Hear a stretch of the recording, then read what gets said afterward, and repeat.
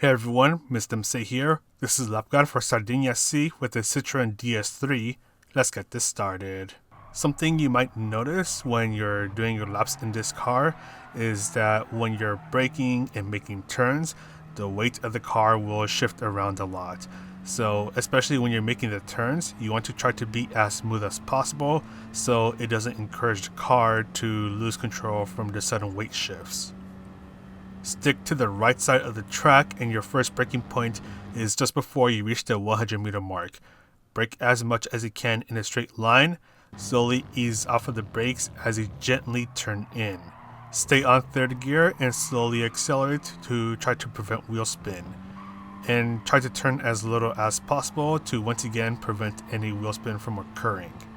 Stay to the right side of the track and brake just after you pass the 50-meter board. Brake hard for a very short moment, then start to ease off of the brakes and gently start to turn in.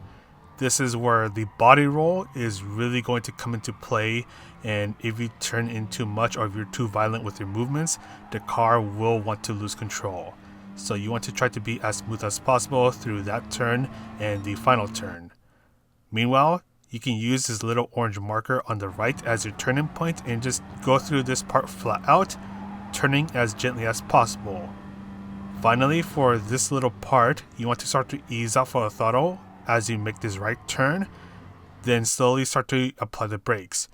Use the end of the curb on the right as your braking point and gently start to go towards full braking power.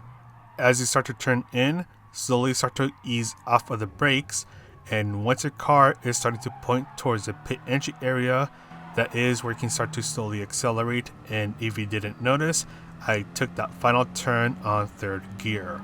But anyways, that is pretty much it for this lap guide. I'm going to go ahead and sign off now. So this is Mr. MCA wishing you a good race, and I'll see you in the next video.